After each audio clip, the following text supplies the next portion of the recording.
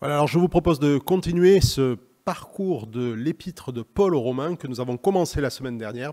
Et nous étions restés sur cette déclaration de Paul. Je n'ai pas honte de l'évangile car c'est une puissance pour quiconque croit, le juif premièrement et le grec, c'est-à-dire le païen. Pourquoi l'évangile est-il une bonne nouvelle? Et pourquoi nous ne devons pas en avoir honte? Telle est la question que nous nous poserons au fil de ces prédications. Mais pour l'heure, je vous propose dès à présent de commencer à lire ce texte de Paul aux Romains. Du haut du ciel, Dieu manifeste sa colère contre les hommes qui ne l'honorent pas et ne respectent pas sa volonté. Ils étouffent ainsi malhonnêtement la vérité. En effet, ce que l'on peut connaître de Dieu est clair pour eux, Dieu lui-même le leur ayant fait connaître. Car depuis la création du monde, les perfections invisibles de Dieu, sa puissance éternelle, sa divinité se voient dans ses œuvres quand on y réfléchit. Ils n'ont donc aucune excuse, car alors qu'ils connaissent Dieu, ils ont refusé de lui rendre l'honneur que l'on doit à Dieu et de lui exprimer leur reconnaissance. Ils se sont égarés dans des raisonnements absurdes et leur pensée dépourvue d'intelligence s'est trouvée obscurcie. Ils se prétendent intelligents, mais ils sont devenus fous. Ainsi, au milieu d'adorer le Dieu immortel et glorieux, ils adorent des idoles, des images d'hommes mortels, d'oiseaux, de reptiles, de quadrupèdes. C'est pourquoi Dieu les a abandonnés aux passions de leur cœur, qui les portent à des pratiques dégradantes, de sorte qu'ils ont avili leur propre corps. Oui, ils ont délibérément échangé la vérité concernant Dieu contre le mensonge. Ils ont adoré et servi la créature au lieu du Créateur, lui qui est loué éternellement. Amen. Voilà pourquoi Dieu les a abandonnés à des passions avilissantes. Leurs femmes ont renoncé aux relations sexuelles naturelles pour se livrer à des pratiques contre nature. Les hommes de même, délaissant les rapports naturels avec le sexe féminin, se sont enflammés de désir les uns pour les autres. Ils ont commis entre hommes des actes honteux et ont reçu en leur personne le salaire que méritaient leurs égarements.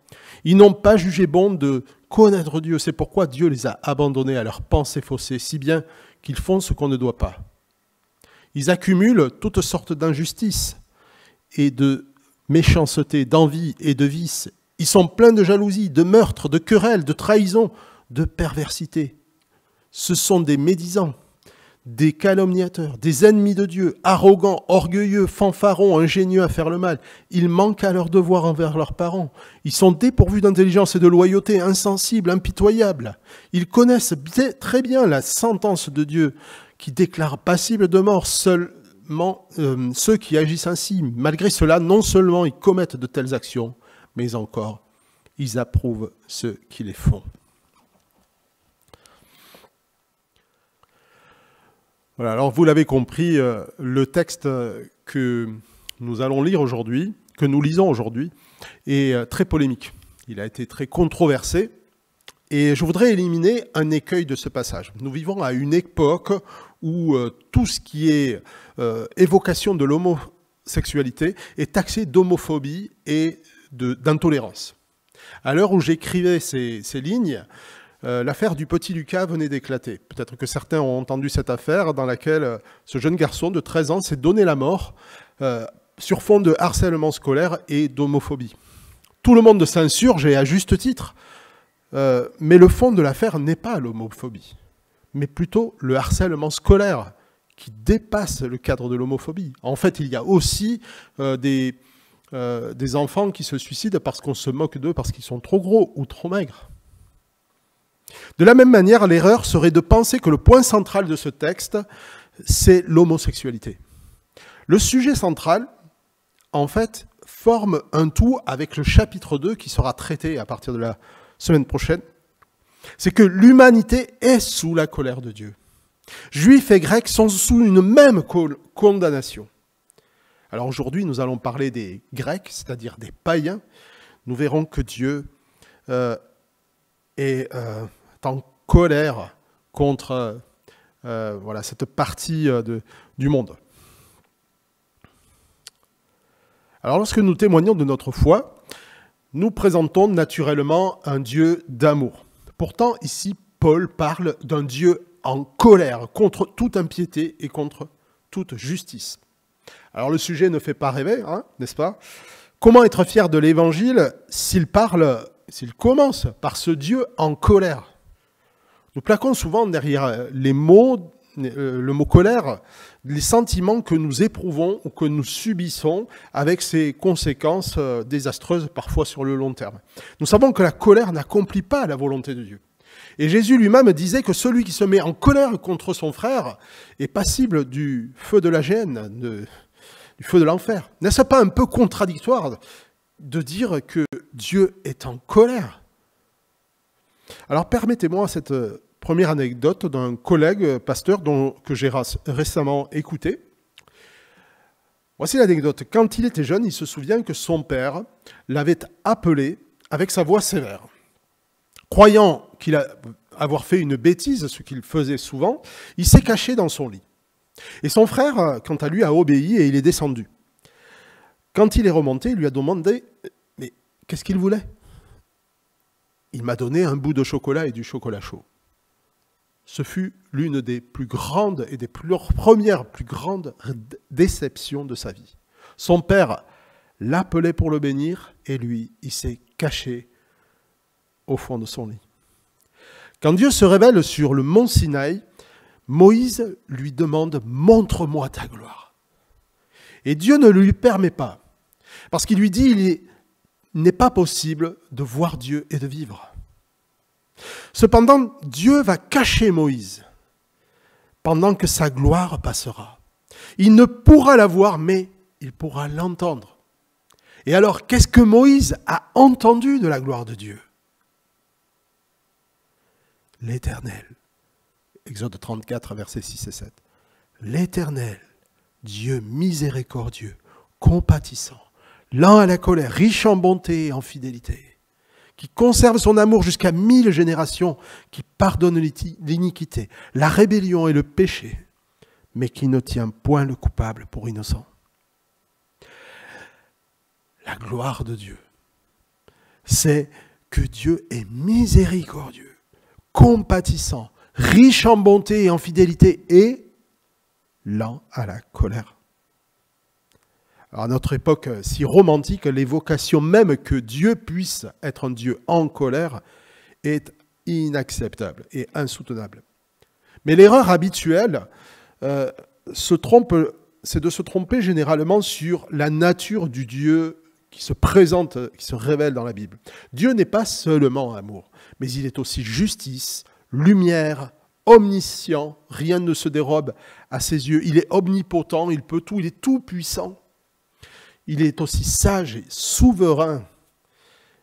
Aucune action de ce monde n'échappe à son vouloir. Il n'est pas même dépassé par le mal, sans pour autant en être responsable.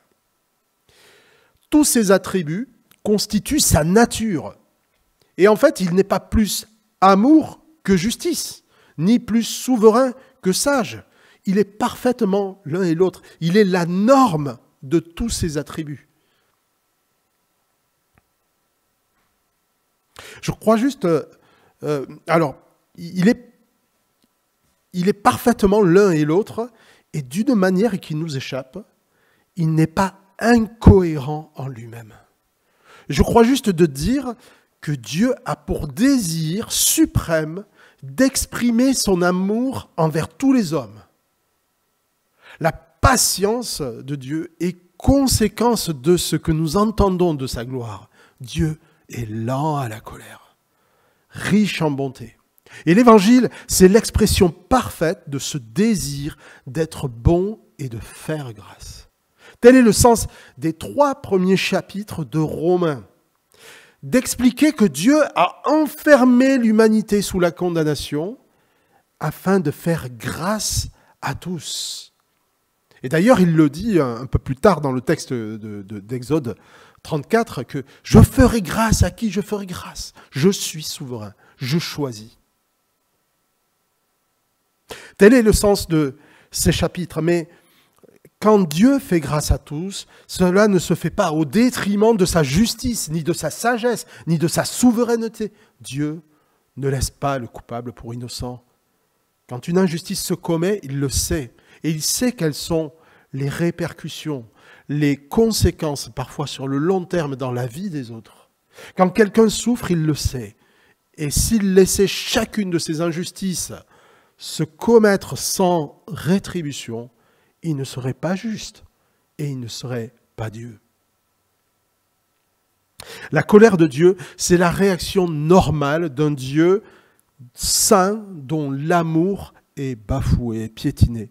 Elle est la juste réaction d'un Dieu qui voit toutes les injustices et les conséquences qu'elles ont dans une humanité qu'il veut aimer, mais qui fuit sa bénédiction et qui court à sa perte éternelle.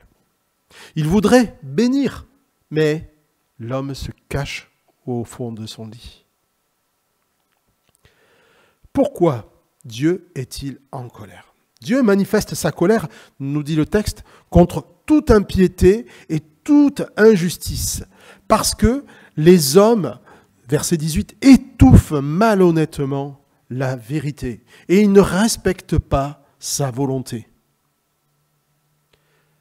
L'impiété, qu'est-ce que c'est ? C'est le contraire de l'attachement à Dieu, le détachement, fuir Dieu, ne pas chercher l'attachement à Dieu.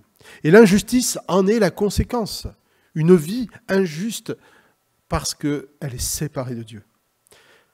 Les hommes étouffent ainsi malhonnêtement la vérité. Littéralement, ils retiennent injustement la vérité. Et l'accusation est grave.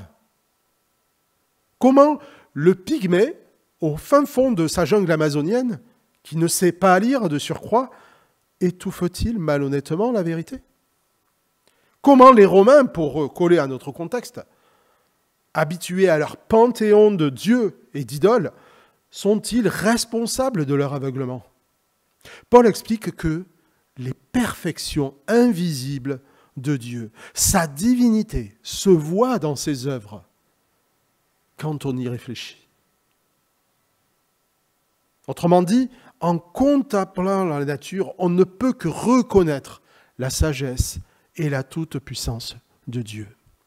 Et plusieurs hommes se sont fait l'écho de cette réalité. À l'époque de Paul, un certain Cicéron, qui a vécu au 1er siècle, dit la chose suivante. « Quand nous contemplons ces choses et beaucoup d'autres, pouvons-nous douter que quelque être soit au-dessus ou quelque auteur, quelque gouverneur d'une si merveilleuse construction ?» Alors, j'aurais pu donner un panel de tous les penseurs, philosophes, mais passons directement au XVIIIe siècle. Voltaire, « L'univers m'embarrasse. L'univers m'embarrasse. Et je ne puis songer que cette horloge existe et n'est pas d'horloger. » Dans la même veine, extrêmement, des penseurs puissants, Igor Bogdanov. Alors, accrochez-vous bien. Nous pensons que l'on peut aller vers Dieu à travers la cosmologie, bref, la science. Une cause que nous acceptons d'appeler Dieu a réglé les 20 premiers paramètres cosmologiques à l'origine de la création de l'univers. Igor et moi voulons apporter un message d'espoir à ceux qui cherchent. Donc l'intuition révèle l'existence de Dieu. L'observation de l'univers crie gloire à Dieu. Quand on y réfléchit, encore faut-il y réfléchir. On ne peut qu'aspirer, quand on y réfléchit, on ne peut qu'aspirer à le connaître. Mais cette intuition suffit-elle ? Paul nous dit que non, parce que cette intuition n'a amené personne à rechercher une meilleure connaissance de Dieu. Ils refusent de lui rendre l'honneur et de lui exprimer leur reconnaissance. Ils donnent d'autres explications, se tournent vers des images, d'autres images de Dieu, des représentations qui sont des créatures. Ils refusent de lui rendre l'honneur et de lui exprimer leur reconnaissance. En fait, il ne suffit pas de dire que Dieu existe pour le trouver et le connaître. Alors ce sujet de la révélation générale et de la possibilité ou pas de le connaître, ou en partie de le connaître, c'est un gros sujet théologique dans lequel tous les théologiens se sont exprimés. Hein. C'est une vraie question, hein. Comment Dieu se fait-il connaître? Mais voilà, on va s'en tenir là pour cette fois, et je la fais courte. Paul dit « Ils sont inexcusables » car leur intuition ne les a pas poussés à chercher Dieu. Et on sait que Jésus a dit qui cherche trouve. Ils se sont égarés dans des raisonnements absurdes. Ils ont donné des explications à Dieu, à cette raison qu'on appelle Dieu, en donnant des raisonnements absurdes. Dieu est en colère parce que l'homme ne veut pas de sa bénédiction. Il la fuit. Comme le gamin qui a peur de se faire punir, l'homme préfère rester au fond de son ignorance et se chercher un Dieu à son image, qu'il puisse marcher devant lui. Alors comment Dieu manifeste-t-il sa colère? Dieu n'est pas comme la plupart des papas qui se mettent en colère à tout bout de champ. Certains diront que la colère de Dieu se manifestera à la fin des temps, au jugement. Au jugement! La colère de Dieu, c'est le jugement. Mais notre texte ne parle pas d'une colère dans l'avenir. Il parle d'une colère présente. Si nous lisons le texte, Dieu manifeste sa colère contre les hommes du haut du ciel, contre les hommes qui ne l'honorent pas. C'est un présent. Donc, la colère de Dieu se manifeste aujourd'hui. Mais comment le fait-elle? Alors, la colère de Dieu n'est pas l'état habituel d'un Dieu qui manie le marteau et la faucille.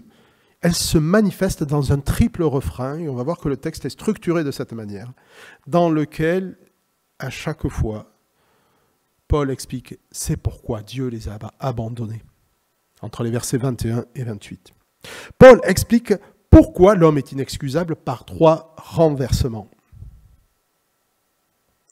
Le premier renversement, c'est qu'ils ont, à cette connaissance intuitive de Dieu, l'humanité a répondu par l'idolâtrie. Elle a adoré la créature au lieu du Créateur. Depuis la nuit des temps, les idoles sont au centre des croyances des civilisations les plus avancées, et même des civilisations tellement modernes qu'on a encore à apprendre sur elles. Lorsque Paul est arrivé pour la première fois à Athènes, il était profondément indigné en voyant combien cette ville était remplie d'idoles. Chacun pouvait avoir la sienne. Ayant cédé à la tentation d'être comme Dieu, l'homme a redéfini lui-même le juste et le vrai. Il a refusé d'être vis-à-vis de Dieu. C'est la révolte au jardin d'Éden qui a poussé l'homme vers l'idolâtrie. Qu'est-ce que c'est l'idolâtrie? C'est une tentative d'arracher par ses propres moyens, l'approbation ou la bénédiction perdue au jardin d'Éden. De se faire une idole, un Dieu qui va répondre à cette bénédiction parce que je vais l'acquérir par mes propres moyens. Un petit peu comme le gamin qui voudrait son chocolat en restant caché au fond de son lit. En fait, elle est une prétention de l'homme à d'étancher sa soif de reconnaissance, de bénédiction, de protection, de prospérité, en tournant le regard vers autre chose que celui qui en est la source. Alors notre monde occidental a-t-il définitivement banni l'idolâtrie? Nous sommes passés à un autre stade. Quand on voit le nombre de maisons ou de jardins dans lesquels trône Bouddha, une fois, j'ai amené mon fils chez une nounou, il y avait des Bouddhas partout. Quand on voit le nombre de jardins, on pourrait avoir des doutes sur la fin de cette idolâtrie. Mais nous ne devons pas tomber dans la caricature. En fait, l'idolâtrie, c'est bien plus que des nains de jardin. Notre monde, dans son livre, Les idoles du cœur, Timothy Keller dit que Même si peu sont prêts à l'avouer, il n'y a rien de plus courant que l'idolâtrie. Ces idoles sont installées dans chaque pièce de nos maisons, dans chaque recoin de notre cœur. Nous préférons notre sagesse à celle de Dieu. Nous préférons nos désirs et nos plaisirs à sa volonté. Et nous défendons plus volontiers notre réputation que son honneur. Même nos ennemis peuvent parfois se muter en idoles. Les offenses, les maladies, lorsqu'elles attirent la compassion des autres, qu'elles nous mettent au centre du cercle, elles peuvent se muter en idoles. D'ailleurs, à ce propos, vous avez remarqué à chaque fois, ou presque à chaque fois, Jésus demande « Veux-tu être guéri ?» Mais bien sûr que je veux être guéri. Mais pas sûr. Il y a des gens qui ne veulent pas être guéris. Ils ne savent pas ce qu'ils feront s'ils sont guéris. Le cœur humain est une véritable fabrique d'idoles à grande échelle. L'archevêque William Temple, qu'on situe au XVIIIe siècle, dit « Votre religion est définie par ce que vous faites de votre solitude. Vers quoi se tournent sans effort vos pensées lorsque rien d'autre ne requiert votre attention? Voilà le vrai Dieu de votre cœur. Quel est le sujet qui habite agréablement vos rêveries? Quelles sont les idées qui remplissent votre esprit lorsque vos pensées vagabondent? Est-ce que vous élaborez des scénarios potentiels pour votre avancement professionnel? Ou des biens matériels comme la maison de vos rêves? Ou une relation romantique avec une personne particulière? Il ne s'agit pas de ces rêves que l'on peut tous faire comme ça en passant. Il s'agit de ce à quoi tu as l'habitude de penser pour retrouver la joie, le réconfort dans l'intimité de ton cœur. Voilà l'idole. Ce premier renversement de l'idolâtrie aboutit à une première condamnation que nous voyons au verset 24. C'est pourquoi Dieu les a abandonnés aux passions de leur cœur. Le cœur. Deuxième renversement, c'est échanger la vérité contre l'erreur au verset 25. Existe-t-il en fait une description plus appropriée à notre époque? On pourrait multiplier les exemples de cette fausse sagesse. Pendant qu'on prépare une révolte pour nos retraites, des milliards sont consacrés à des programmes spatiaux sans que personne ne bronche. Les voilà vos retraites! Alors je m'intéresse un petit peu à l'espace, et le télescope James Webb, dont certains ont peut-être entendu parler, nous a donné des images hallucinantes d'un univers infini. Il a été conçu pour voir des galaxies telles qu'elles étaient il y a 14 milliards d'années-lumière, c'est-à-dire à l'époque du Big Bang. Et qu'a-t-il trouvé? Eh bien, la plus éloignée des galaxies qu'il ait trouvée est plus vieille que la nôtre. Et tel qu'il la voit, c'est ce qu'elle était il y a 14 milliards d'années-lumière. Il lui reste encore 14 milliards d'années-lumière pour dire « Voilà, c'est ce que je suis maintenant ». Est-ce qu'il y aurait des lois qui nous auraient échappé? La Bible nous dit « Les cieux des cieux ne peuvent te contenir ». Ce constat n'a poussé ni les scientifiques ni personne à rendre gloire à Dieu. Un autre objectif du télescope James Webb et de bien d'autres programmes spatiaux, c'est de trouver d'autres formes de vie dans l'univers. Beaucoup de scientifiques reconnaissent que l'idée d'être seul dans un univers infini et hostile les terrorise.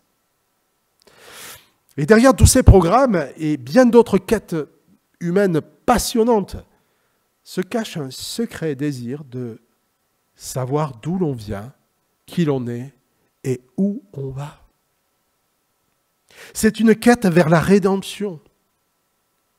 Cette planète vers laquelle qu'on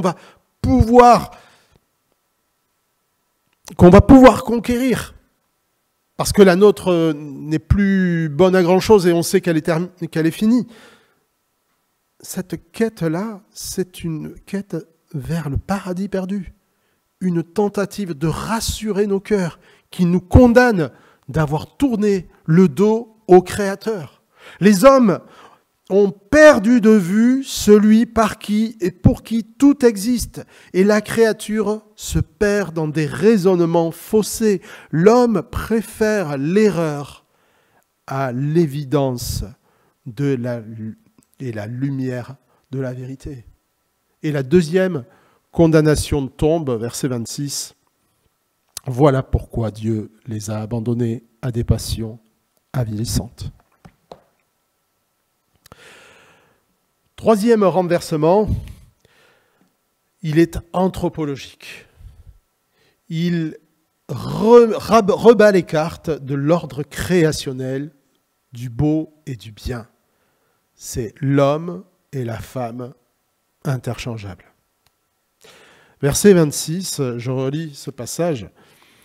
Ils ont échangé, leurs femmes ont renoncé aux relations sexuelles naturelles pour se livrer à des pratiques contre nature. Et les hommes, de même, délaissant les rapports naturels avec le sexe féminin, se sont enflammés de désir les uns pour les autres. Ils ont commis entre hommes des actes honteux et ont reçu en leur personne le salaire que méritaient leurs égarements. Alors, beaucoup d'auteurs que j'appelle révisionnistes, ceux qui veulent refaire une relecture de la Bible, ont voulu démontrer que Paul ne parle pas ici d'homosexualité. D'une homosexualité, en tout cas, vécue dans la fidélité. Alors j'y reviendrai dans une prédication que je ferai sur le sujet, mais je vais la faire courte. Paul est très explicite. Ce n'est pas l'attirance pour des personnes de même sexe qui est fustigée ici. Paul parle d'une pratique active. Pour être un peu cru, il parle, lorsque vous voyez au verset 27, les uns les autres ou hommes entre hommes, eh bien, en fait, ça pourrait être littéralement traduit homme dans homme. Il parle aussi d'hommes qui couchent avec des hommes. Le grec est très clair là-dessus. Donc l'idolâtrie, l'impiété contre laquelle Dieu est en colère n'est pas un péché, juste un petit péché parmi d'autres. Elle est à la base de toute injustice et de tout ce qui ne va pas dans le cœur humain. Ce rejet de Dieu, cet échange entre la vérité et l'erreur, a aussi pour conséquence un rejet de l'ordre créé et du plan de Dieu pour l'homme et la femme, à savoir la procréation. Alors quand Dieu dit « il n'est pas bon que l'homme soit seul », il ne parle pas tant d'un désir de combler la solitude, mais de la nécessité pour l'homme de trouver une aide qui lui soit semblable pour accomplir sa mission. La relation sexuelle est présentée comme le couronnement d'un amour tel que Dieu l'a voulu, à savoir un amour essentiellement centré sur le besoin et la joie de l'autre. Quand l'amour devient essentiellement amour de soi, l'épanouissement sexuel compte plus que tout, et avec toutes les dérives et les frustrations qui en découlent. Alors, je ne veux pas dire par là que la sexualité a été faite avec l'objectif exclusif de la procréation, mais j'affirme que si elle est uniquement un moyen d'épanouissement centré sur soi, il n'est plus nécessaire que le partenaire soit l'autre, qui est différent. Il n'est d'ailleurs plus nécessaire qu'il y ait un partenaire. Ce troisième renversement entraîne une troisième condamnation. C'est pourquoi Dieu les a abandonnés à leurs pensées faussées, si bien qu'ils font ce qu'on ne doit pas. Alors ce triple refrain ne dit pas que Dieu rend ceux qui sont homosexuels homosexuels, Mais il dit qu'il les abandonne aux penchants qui sont déjà inscrits dans leur cœur. L'humanité qui a déclaré son indépendance d'avec Dieu s'est jetée dans les bras du père du mensonge, du roi des singes et de la singerie, du prince des menteurs qui renverse l'ordre du beau et du bien et du vrai créé par Dieu. L'amour de Dieu voudrait contraindre cette humanité à reconnaître sa gloire, mais par son endurcissement, les hommes se sont cachés au fond du lit et sa colère se manifeste par l'abandon à leurs pensées faussées et leurs passions.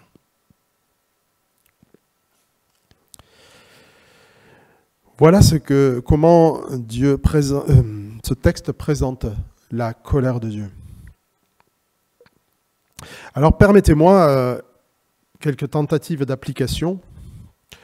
La première application n'est pas si évidente, mais pourtant elle l'est si nous regardons un petit peu le début de notre texte. Ils n'ont pas rendu gloire à Dieu et ne lui ont pas exprimé leur reconnaissance. Donc la première application, c'est soyons reconnaissants et soyons humbles. Mais j'y reviendrai dans un deuxième point. Soyons reconnaissants parce que si telle est la condition des hommes, celle d'une pensée faussée qui ne peut que provoquer la colère de Dieu, qui abandonne à nos pensées faussées. Alors pour que Dieu sauve, il faut une expérience surnaturelle. Il faut que Dieu sauve lui-même. Il faut une puissance de l'Évangile pour faire naître la foi. Il faut Jésus, Yeshua, Dieu sauve. La puissance de Christ, l'Évangile, c'est de voir son intelligence renouvelée en ouvrant les yeux sur la réalité de nos cœurs, notre tendance naturelle au péché, d'en recevoir le pardon, de marcher de victoire en faisant l'expérience de cette loi de l'esprit qui nous libère de nos tendances naturelles et de nos pensées faussées.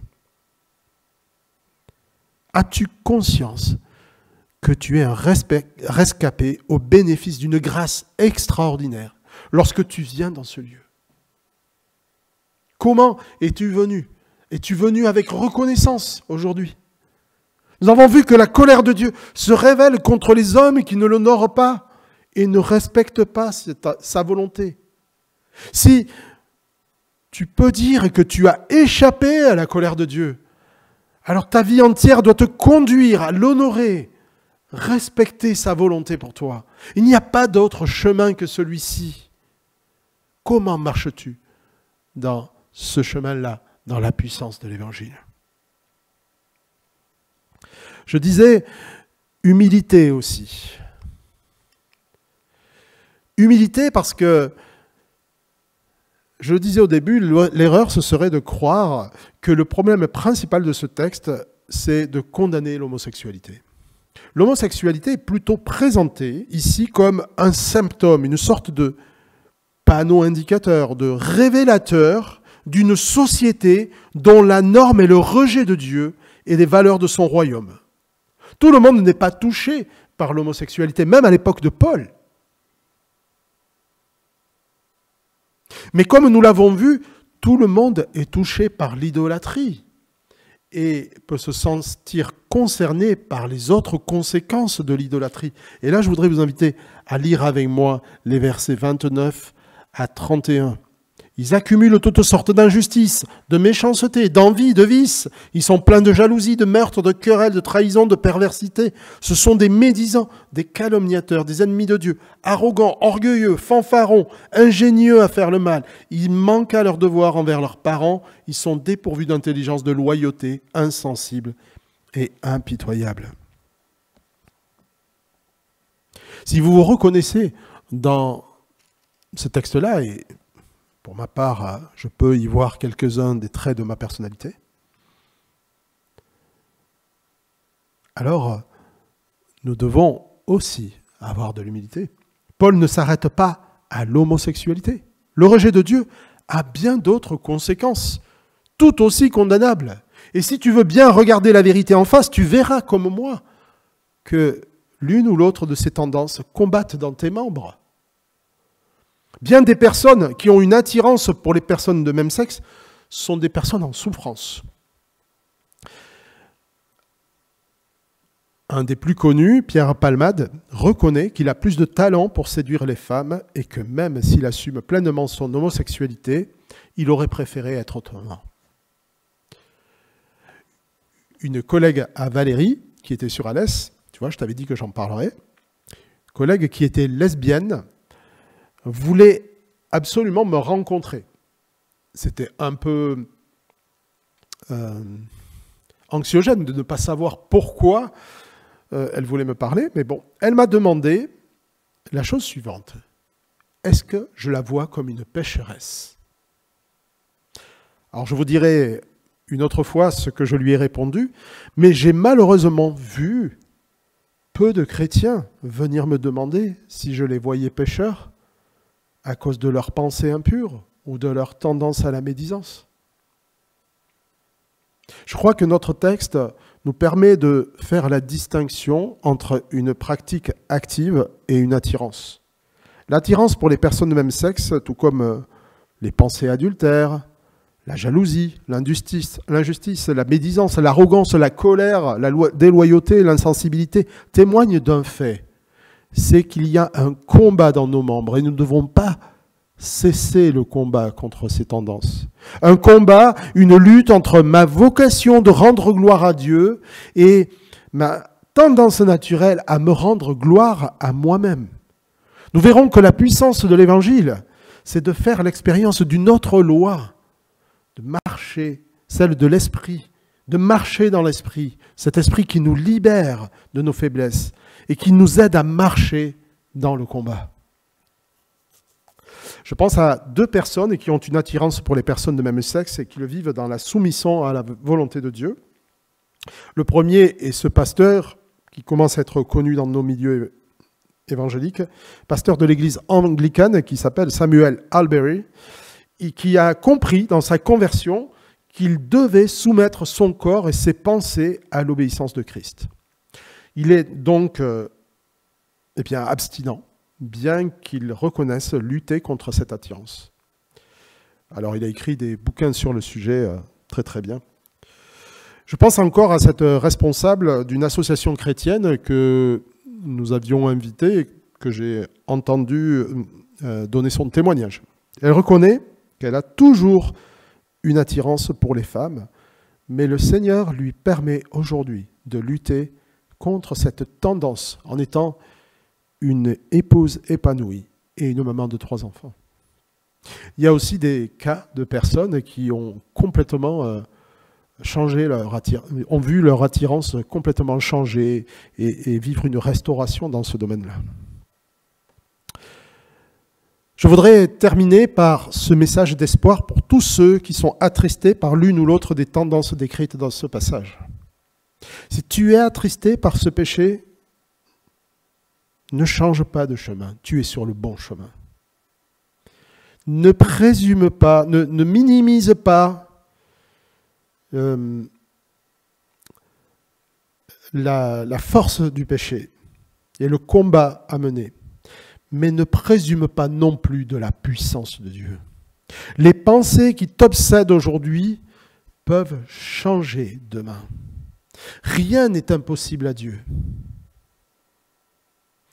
Parce que l'Évangile est une puissance pour quiconque croit.